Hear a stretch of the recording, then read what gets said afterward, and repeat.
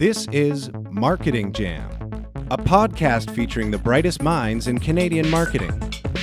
Welcome back to Marketing Jam. I'm Shaheed, Devji, filling in for Darian Kovacs, and I'm pleased to be joined with Swish Goswami. Let's just do Goswami as well, but Swish. Okay, Swish is the best name ever. It's a nickname, but it makes sense, right? Yep. Like it doesn't come out of nowhere. No, I played basketball in grade 8 for the Calgary Science School. So I was a pretty good player for the Calgary Science School. No, I wasn't. I was terrible. But I got the nickname. I continued. My full name is Squamish. Actually, not a lot of people would even know this. It's Squamish.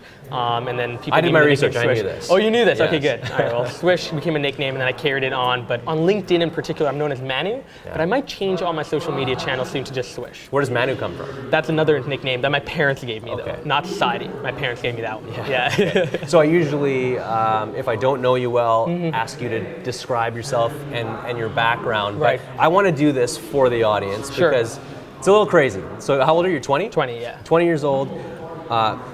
You're described as a venture capitalist in one way. You've started 6 ventures, probably that are counted right now. But, so the co-founder of Dunk, founder of Superfan, World Thinks, World Youth Fund, the next founder, Rafiki Media, Genesis, Food Share, top 20 under 20 in Canada.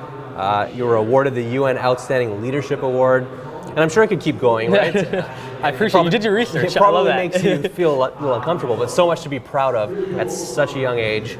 Did you have a childhood? Did you waste time when you were younger? 100%. I still waste time. I mean, here's the thing. I growing up, got into a very work mode at a very young age. Like when I was 12, 13, I was working, mainly because I wanted to be independent throughout. Like I didn't want to wait till I was 21 to be independent.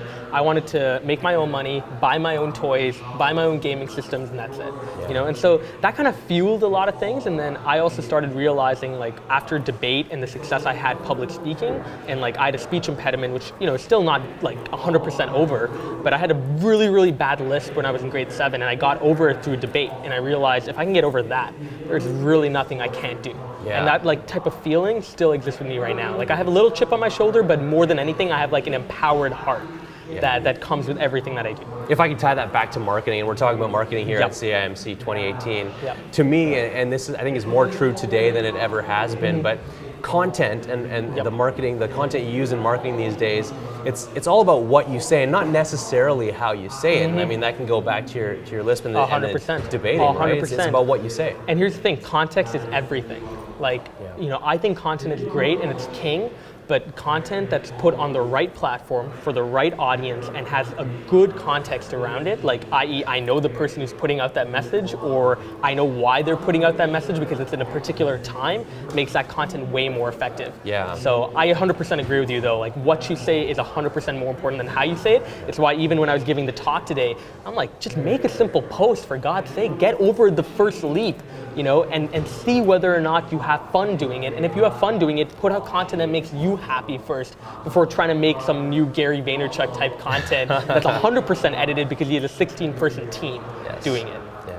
I want to talk about platforms a little bit, like you talked about in your talk. But before we get there, I read that you built your first business or started your own business at 7 years old. What was it? How did you come up with it? It's called High Tech Avionics Limited. We were not incorporated. Limited, of course. Limited, of course. It was with my dad. He's an engineer by trade. He wanted to teach me engineering. But I fell in love with the sales and marketing side, and we built out a hovercraft together. It was more him, honestly. I did the initial sketches, and then he actually built it out. We got the materials, and I sold my first and only hovercraft for $200. And I sold it to a neighbor of mine in Singapore. And so I remember that distinctly because it was the first time my parents were like, hey, maybe engineering is not the path this kid wants to go on. And it was the first time I actually was able to prove to them that hey, look, I can actually make this happen, because I was so committed. I came back from school, I wasn't even doing my homework. I was focusing on the hovercraft. And it was one hovercraft I had to focus on, but I was treating it as if I had a factory of 200 or 300 hovercrafts. So many kids have to go through that when they're going to university and say, I want to go this way, not the way you want me to. But at 7, you started that conversation, so that probably helped you a lot. Oh, a lot. And here's the thing too, movies had a huge impact on me. The movies I was watching were of people who were entrepreneurs, Okay. So I was a huge fan of a lot of Bollywood movies growing up. And so a lot of those movies were people like living an unorthodox life. They were fighting against social norms and social pressure to do things. And I wanted to be those people. And I'm like, screw it, I don't have to be 21 to do that. I can be 7 and I can go against social norms right now. Yeah. And that's what I did, especially within my family. Okay. Yeah. So what did you learn from that first business experience that you might have applied and still apply to your business ventures today? A product is great, but you honestly don't know whether or not it's a good idea or not until you go out and you get customer validation. It's the number one thing I learned. Like the hovercraft we sold to my neighbor, but that was after we went to like 30 kids. Like I went to kids in my school, I went to kids in my brother's school who was different, he's 4.5 years older, couldn't find a single person. And then finally found a kid who was my neighbor. Out of all places was my neighbor. And he bought it. So that's the number one thing, customer validation. For everything that I work on, I think of an idea, I think about it for 2 weeks, but I spend the most time on customer validation, talking to people that I don't even know, or people who are gonna be super honest with me, or people who are in that industry who can give me qualified advice on whether it's a good idea or not, and give me context on that competitive landscape. Okay. Yeah. So this is, I mean, you're 20, so this is probably the only way you can relate to me, or one of few ways. Young. I've got kids, and if you asked me to pick my favorite kid, I would not be able to do that. I'm sure any parent would be able to answer the same way. Yeah. You've got a bunch of ventures and businesses.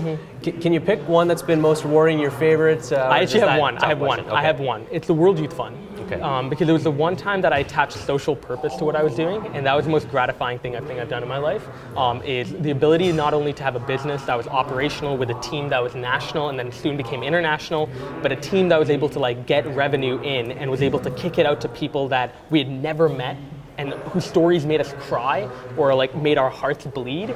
It just showed that empathy is the number one way to drive consumer activity, and more importantly, social purpose-driven businesses will win, especially coming up, because consumers are becoming way more informed of what they buy, and they want to buy from people that are not just simply capitalistic and thinking only for self-gains. Yeah. So do you think is it essential to a business these days or not? I don't think it's essential, but it's my formula to success. So I don't know if people are going to use it, but I'm going to definitely continue to use it. Even with Superfan, we're planning to do a lot of work with not only helping influencers and brands find their top fans, but we're planning to take some of that revenue and fund studies on how social media can affect mental health and bringing awareness on proper social media usage, which is ironic because I use social media a lot, but I use it reasonable now. I asked you if you wasted time as a kid. You said you still waste time 100%, now. Man. How do you waste time? Oh my God, YouTube, like every single time it catches me, man. Recommended videos, like I watch a lot of movies and I also watch a lot of TV shows when I'm like traveling.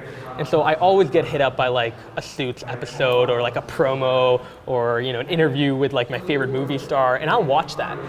Here's the thing, I don't care too much about wasting time because for me, I already know which blocks of time I need to work in. So what I do to be productive is I know that my mind is going off at a particular time during the day. And for me, that's about 8 p.m. to about 10:30. I know my mind is going off. It's maybe because I have dinner at 7, so like right after dinner I feel good, but I always block off that time just for my weekly list. So during the other parts of the day, I'm totally fine wasting time because it's not saying I do it that much, but like I know that I always have that block of time that's solely devoted for my work, and I will get things done during that time. So you're well branded. Your brand is certainly I guess it's refined is what I'm trying to say. Yep. Your great website, great social presence. Do you think that's something that's happened organically because of what you're doing, and it's easy to then shape the message, or do you think that you've worked on that brand, your self brand? I think I worked on it. And it's constantly evolving. Like I'm adding new layers to it. I'm trying to make it more intimate. I'm trying to make it more authentic, because the key thing that I've learned is at this point in my life, and I know it's weird saying that at 20, but at this point in my life, like I've come to a point where I just don't care what other people think about me. And it's something that... You're lucky. You came to that point early. Early, and I know that because my parents told me the exact same thing. I sound like an old man, don't I? Dude, you're young, trust me. You got the dapper suit. But anyways, but I've come to that point and it's helped me make my brand me. Like, I don't care about talking about truffle fries on stage in front of professionals now because I just want to be myself. And I think people are attracted to people who are themselves. And I like that. And so at least that's the people I'm attracted to. So I personally just continuously project that. And then For sure, like one of the things, with branding is you constantly also have to think about strategy, and I'm strategic about things that I post and things that I don't post, but at the end of the day, I'll never make a content decision like, oh, I don't want to post this because like, what if Tommy gets mad at me for this? I'm like, I don't really care. Right. Like as long as it's not offensive, I'm not harming anybody, I don't think anybody should take offense to that. Yeah. And when it comes to business and you talk about the product and customer validation, going to market, is there, I mean, how much importance do you put on that framing and that story and that branding, that marketing? It's everything. I don't overdo it. I'm not like, our product is like, like the Apple ads? I remember watching this YouTube video by like a McDonald's fry, but done in like an Apple ad where it's like, we have the most beautiful fry, and it's like a revolving, like, it's the greatest video accent, ever, right? Yeah. But I don't overdo it. But one thing I like to do is I like to come up with a list of our key values. And I think it's actually good to even tell the team that, is to know that we have certain values that we will never compromise on. And that's something we want to not only project to our customer, I call them customers, I don't call them users. They're our customer first and foremost. And to our team, we will never compromise on that. So that's the number one thing I do for the go-to-market strategy. There'll be like a distribution channel. We'll have a list of people we're contacting, influencers, all of that. But the sole focus of mine is just to come up with those list of values and make sure everybody believes in it. And it'd be surprising, I bet, for many to see how many businesses don't have that really refined set of values. Right? I was in Hootsuite yesterday and I saw on a projector they had their set of values. And I love that. Like on every projector, on every TV, their set of values are written out. And so that's the type of stuff I think is important, because it seems cliche. It doesn't seem like something that's important, but during the hard days when employees are working long days, they need to believe in something. Absolutely. During the long days when a client is frustrated and they want to come and they want to get their service up and running, they want to believe in something. And if you can make those set of values something that is uniformed across your client side and your internal team, it's magical. Okay. It's magical. So let's talk about platforms. Yes. You mentioned YouTube. Who's your favorite YouTuber? Oh man, it's hard. I think Cody Ko. He's up and coming. He's from Calgary. He went from 35,000 to 850,000 followers, and wow. I met him last month in LA, and he's the most humble YouTuber I've met in my life. Okay, what does he do? He's here's the thing. It's like kind of hard to describe, but he mainly shoots in his house, and he shoots a lot of roast videos of people who are dumb on YouTube, so the Paul brothers and stuff like that. And then he also does a lot of really cool videos on really funny comments. He gets a lot of his entire, he calls his followers chodesters. He's a very he's a very vulgar guy that way, but he loves the comments. There's a place for that on YouTube, right? Yeah. He reads every comment he gets. Okay. He's like me on LinkedIn. I read every comment I get. He has way more followers, and he reads every comment, and he'll sometimes screenshot them and make an entire video just for the fans. This is what you're talking about. I'm going to respond and react to them. Yeah. So mainly reaction videos. Okay. Yeah. YouTube, Instagram, as you mentioned. Yep. I mean, those are popular as ever these days. Probably more than most ever. Popular. Yep. But you're a LinkedIn student editor, is that right? Youth editor. Yeah. Youth editor. Yeah. Are you a student anymore? No, I'm not. Really. I can't call myself a student, but I'm taking a gap year. Youth editor. Yep. First of all, what does that mean, Cool. a youth editor? But then, second part of the question is, why LinkedIn if you were to pitch people right now? Awesome, yeah. So the first part in terms of what a youth editor is, 2 years ago a woman named Maya Pope-Chappelle, who's the millennial editor at LinkedIn, reached out to me and was like, I'd love for you to bring LinkedIn onto the U of T campus and inspire students to be on it. I did that for a year. I was a campus editor. She loved my work, and she told me to get an elevated position, to be one of the 2 youth editors that would be able to manage the entire strategy on how we get young university students to be on LinkedIn, but not just for a resume, but to actually post and share what they're doing and the intangibles, right, which all university students can relate to. Passion, time management, relationships, these are the intangibles that we can relate to as well, and we can talk about it, and people even older than us can relate to it. The second part of the question on why you should be on LinkedIn, look, if anything, it's actually more advantageous for me if you're not on LinkedIn, right? I just have a bigger audience. But here's the thing. The biggest thing I would say for LinkedIn is it is massively underpriced. It feels like the early days of Instagram where people don't really know what it is. And that's the beauty of it. You can come on the platform and do whatever you want and build whatever brand you want, and people will naturally adapt to it as long as it's authentic, it's informative, and you're resourceful. You're actively helping people and you're viewing those 5-minute calls with people, not as a 5-minute call, but a chance to be able to convert someone into a lifetime follower. That's what I talk about a lot, right? I don't underestimate those 5-minute calls. I built a community from the ground up, just by talking to people and showing them that there was a person on the other side of that profile, which a lot of people don't do. Yeah, and that goes back to the businesses with social purpose. Yep. This is kind of a social platform with a purpose-driven with a purpose-driven, goal in mind, right? exactly. And so I think a lot of people should be on it, at least try it out, you know? If you're writing on Medium, if you have a blog, take some of those articles and share them on LinkedIn, right? What's the harm of doing that? Maybe you get a couple of extra views, right? But Yeah, there's no come real a long harm. way, right, in terms of showing that content and making it relevant. So that's good. Okay, so that's a good pitch for LinkedIn. I like it. I was not paid to say that. So let's finish up by talking about sort of what you see your future looking like. Sure. I mean, you say at this point in your life, but there's more left to go. Hopefully, knock on wood. Far, right? Yeah, knock on wood. Yeah. So what are your goals? I mean, you've achieved so much. What's left for you to achieve? A lot. I definitely want to be able to work on Superfan and eventually sell it. That's a dream. I do believe in the business. I do believe in what we're doing. You know, and explain a little bit about what Superfan is. We're helping brands and influencers find their top fans. So we go through your Instagram, Twitter, YouTube, and Facebook, and we'll analyze that data and show you who your influential and passionate fans are. So you can directly reach out to them and you can reward them, or you can take that data and retarget them using Facebook and Instagram ads. So that's the crux of it. I love the idea because I have wanted to be famous and be an influencer for my whole life, ever since I was a young kid watching the Bollywood movies and Bollywood stars. And so I want to be able to move down that path. And so that's where I see if we sell the company, hopefully, or if we do well in the business, I eventually want to pivot into the entertainment industry. Okay. Jon Stewart, John Oliver, Colbert, these are like my heroes growing up. I want to do satirical. Trevor Daly? Yes, Trevor Noah. Trevor Daly. That would be cool though. No. Hockey player. Oh, cool.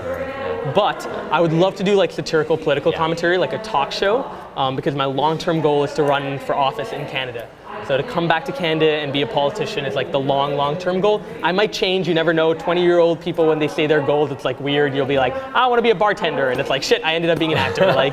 So you never know. Yeah. That was my last question here. Is on your website, so you're aware that it's there, and you just reference it, politics. Right. Yeah. One of the CBC dragons said he can see you as a future prime minister of the country. Is that the lofty goal? Is that the end goal? Lofty goal, and I know it's weird saying that, but I also don't know, you know, like the thing about me is I'm driven by purpose, right? So if I don't feel like I have something to contribute, I wouldn't run for office. But if I do feel like there's something missing and there's something that I can contribute, policy, a type of leadership, for sure, I'm gonna put my name in because I'm not afraid of losing.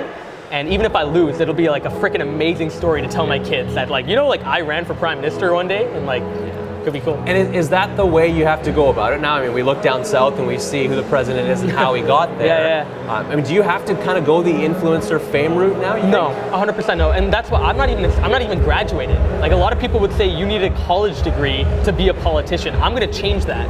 When I run for office, I'm going to tell people that when over 30% of Canadians don't get a college degree, how dare somebody say that a person without a college degree can't be a politician and represent those people? So 100%. I don't think there's one approach to it. I would say the more unconventional you can be today, the better off you are. Okay. Lastly, what do you think in your mind right now is the biggest issue in Canada facing the biggest issue in Canada? Yeah. Are you thinking about that right now already? I am. I'm thinking two things. One is very practical. The other is a joke. One is definitely the tax on small businesses. I think a lot of dragons on Dragon's Den, not including me, sorry. A lot of people and dragons on Dragon's Den have come out and talked about the tax rate being way too high. You know, you're penalizing entrepreneurs and you're not letting them grow their businesses, especially in an infant position. So definitely needs to be lowered. That's my view on it. But on a joking level, I think Canada, we need to start asserting ourselves a bit more. Like I look at Americans and I find that they're more patriotic than we are. Like they love their country, and I don't think like Canadians love their country, but we don't talk about the beauty of Canada and what we have here. Like there were people in like down south in LA when I was there before, they were like, why do you want to move back to Canada? Like what tech entrepreneurship scene is there? I'm like, Shopify, Hootsuite, like we need to start talking about these companies and rallying around the entrepreneurs that we have here and making them feel not only proud to be Canadian, but proud to be on the world stage. Maybe you're the guy to do it. Hopefully. All right, well, thanks for joining us. Thank you, I appreciate it. Thank you.